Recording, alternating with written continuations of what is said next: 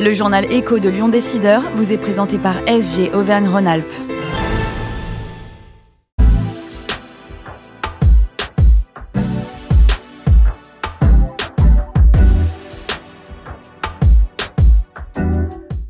Bonjour et bienvenue dans le journal Écho de Lyon Décideur. Infra 2050, le 55e pôle de compétitivité vient de voir le jour et d'être lancé officiellement au siège de la région Auvergne-Rhône-Alpes aujourd'hui autour de tout ce qui touche à l'innovation dans les travaux publics. Son président, Cédric Moscatelli, est notre invité aujourd'hui. Bonjour. Bonjour, merci de m'accueillir sur votre plateau. Et merci d'avoir accepté notre invitation. Alors, Infra 2050, je l'ai dit, c'est le dernier pôle de compétitivité à voir le jour. Un petit rappel pour commencer, c'est quoi un pôle de compétitivité? Alors, un pôle de compétitivité, comme son nom l'indique, c'est fait pour accroître la compétitivité de la filière. Dans notre cas, la filière des travaux publics et du génie civil, de la construction. Voilà, alors améliorer la compétitivité en rassemblant tous les acteurs, on va dire entreprises, centres de recherche, enseignement supérieur, qui concourent Voilà, à tout à ce fait. secteur, c'est ça? Tout à fait. L'objectif, c'est de rassembler l'ensemble des acteurs de la filière, que ce soit des maîtres d'ouvrage, des maîtres d'œuvre, des entreprises qui travaillent dans l'ingénierie, des entreprises de travaux publics, des entreprises de construction de génie civil, mais également des écoles et des laboratoires de recherche. Voilà, et de mettre tout le monde ensemble. Tout le monde ensemble pour travailler autour de l'innovation, bien entendu. Alors l'intérêt d'Infra 2050, c'est qu'il marque le regroupement de trois structures et qui sont installées elles-mêmes sur deux régions, Auvergne-Rhône-Alpes et Bourgogne-Franche-Comté. C'est ça. Non, alors, Infra 2050 est né de la volonté de nos trois structures, trois associations. Le cluster Indura, qui est basé en Auvergne-Rhône-Alpes, le cluster Écorce TP, qui lui est basé en Bourgogne-Franche-Comté, et l'IREX, qui est l'Institut de recherche et d'expérimentation pour le génie civil, qui lui est un institut parisien. Voilà, et c'est des structures qui travaillaient déjà de façon informelle entre elles, ensemble. Nous travaillons ensemble depuis 2019, de manière formelle et informelle, c'est-à-dire qu'on avait créé un réseau entre nous qu'on avait appelé le Hub Innov Infra, dans lequel nous collaborions sur des sujets qui étaient toujours en lien avec l'innovation et avec nos projets de recherche appliqués par rapport à nos adhérents. Et vous vous êtes dit, ça vaut le coup d'aller plus loin, de créer un pôle de compétitivité, ce qui permet de décrocher quoi? Des aides, des subventions également? Alors, le pôle de compétitivité, c'est quelque chose qui va nous permettre d'aller beaucoup plus loin qu'en tant que simple cluster.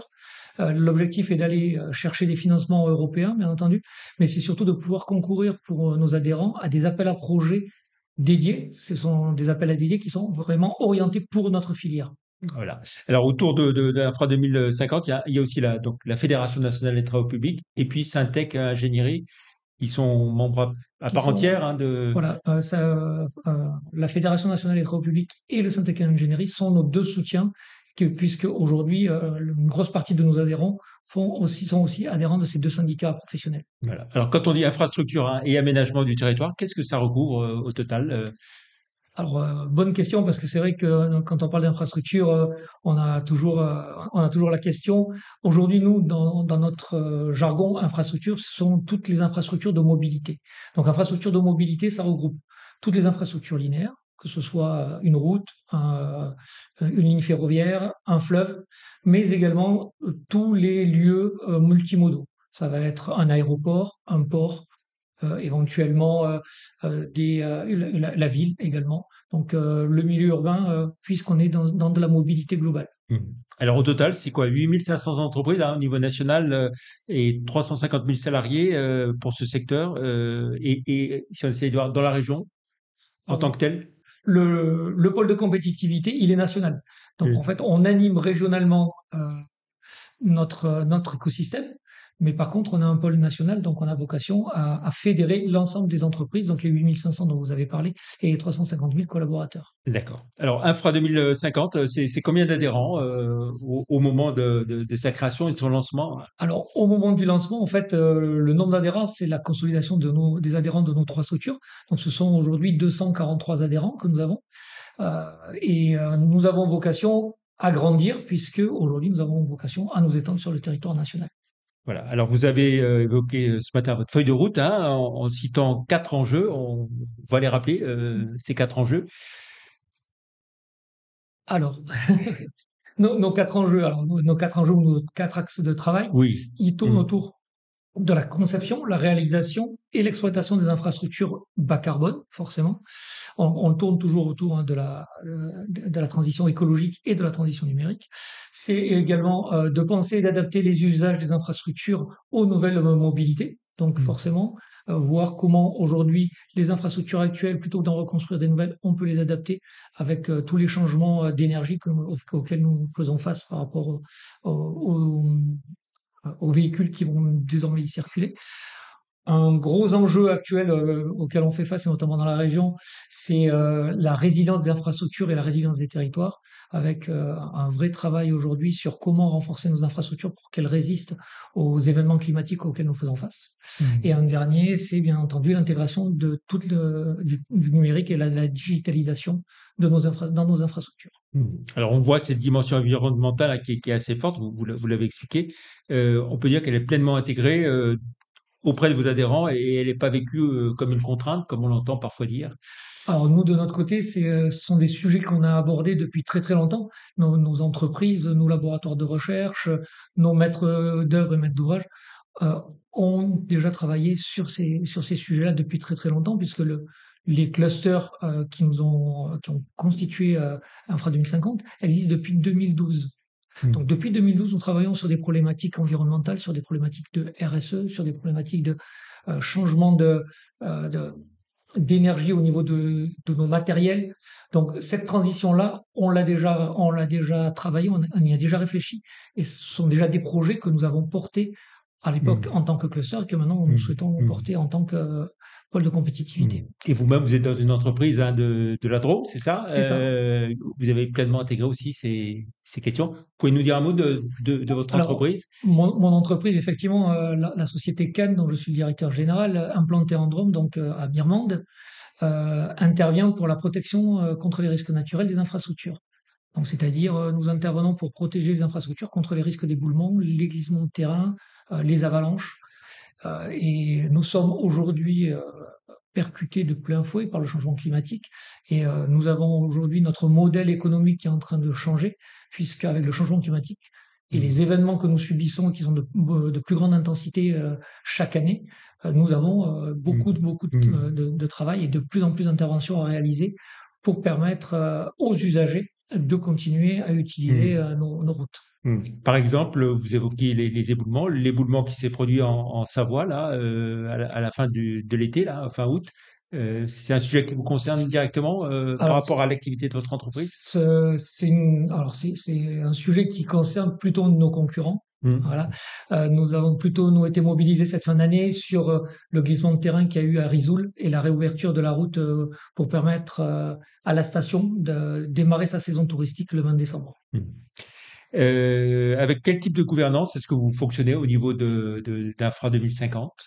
Alors, au niveau d'Infra 2050, on a une gouvernance avec un conseil d'administration constitué d'une vingtaine de personnes, 21 exactement, dont j'ai pris la présidence. Ce sont des administrateurs qui sont désignés par chacune de nos structures, plus nos membres associés qui ont désigné des personnes, et 5 personnes qualifiées qui viennent de l'extérieur de nos structures. Donc tout cela constitue le conseil d'administration. De ce conseil d'administration, nous avons créé un bureau avec 6 personnes. Donc le bureau qui est plutôt la partie opérationnelle du pôle de compétitivité. Ça pour la partie gouvernance générale. Ensuite, nous avons créé un conseil scientifique de 30 experts scientifiques qui sont à moitié issus du monde de l'éducation et de la recherche et à moitié du monde économique, des entreprises. Et de ce conseil scientifique qui va mener notre feuille de route au travers des 4 axes que nous avons et des 4 enjeux que nous avons décrits tout à l'heure, nous avons un comité de labellisation qui va être en charge de labelliser les projets qui vont être présentés au pôle de compétitivité pour pouvoir accéder à des financements, que ce soit des financements régionaux, des financements nationaux, voire des financements européens. Alors justement, vous parliez de labellisation. Vous avez présenté ce matin un certain nombre de projets avec des témoignages industriels. Il y a déjà des des réalisations concrètes, on va dire, Alors, il y a déjà des réalisations concrètes, il y avait déjà des et réalisations des concrètes, réussites, on peut le dire. Ouais. voilà, et de belles réussites au sein de la région, hein. On peut citer la société Chab, le projet Chab, qui est un projet Endura à la base, un projet qui a été labellisé par un autre pôle de compétitivité, puisqu'à l'époque nous n'étions pas pôle de compétitivité, mais c'est un projet qui aujourd'hui a démarré il y a 10 ans sur une idée qui a pu être financée par ce qu'on appelle un RD Booster, c'est-à-dire au niveau régional, un financement régional, qui ensuite a eu plusieurs prix, qui aujourd'hui est financé au niveau de France 2030 pour implanter sa première usine en Auvergne-Rhône-Alpes. Mmh. On peut parler également du projet Alors, est-ce qu'on peut national. juste dire, Chab, l'idée, c'est quoi? C'est Ah une oui, chaussette? excusez-moi. Oui, Euh, Chab, Chab, c'est une chaussette en fait qui va permettre de réaliser des fondations profondes sans utiliser de pieux et qui va permettre aux coulis d'être contenus et d'éviter d'aller se répandre dans le sol si on a un sol qui est un peu faillé. Donc ça permet de contenir le coulis vraiment verticalement. Voilà, et c'est une nouvelle utilisation du textile, on peut dire. C'est ça, c'est une appropriation du textile qui a été réalisée pour le domaine des travaux publics et des fondations profondes. Voilà, avec notamment Olivier Ballas qui est à la manœuvre sur ce dossier. Tout à fait. Il y en a d'autres qui ont été présentés. Oui, alors un deuxième projet qu'on a présenté, parce que c'est un autre projet qu'on pousse, c'est le projet national Dolmen. Donc là, on est plutôt sur un projet collectif, un projet qui est un projet qui est suivi par l'IREX.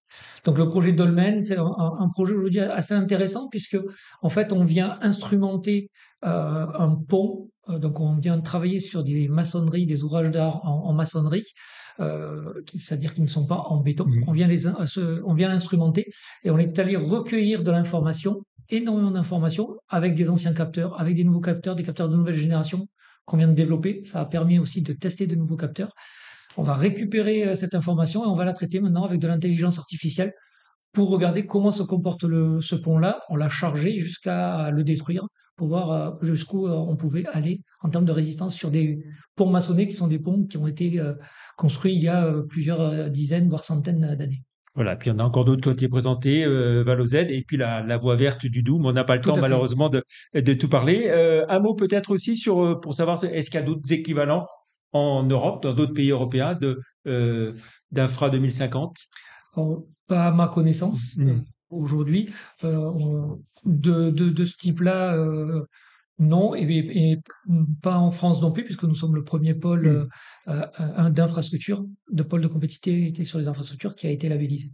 Très bien. Merci beaucoup, Cédric Moscatelli, d'être venu nous parler et nous présenter Infra 2050. Avant de nous quitter, je vous laisse découvrir la une de Lyon Décideur du mois de février. C'est le numéro 2, Nos 4 ans, avec entre autres un grand dossier sur celles et ceux qui font vivre l'art à Lyon, mais aussi un grand entretien avec Grégory Doucet, le maire de Lyon. Bonne fin de semaine et je suis heureux de vous offrir ce numéro 45 de Lyon Décideur. Merci beaucoup, bonne fin de semaine et à vendredi prochain, bien sûr. Merci, au revoir.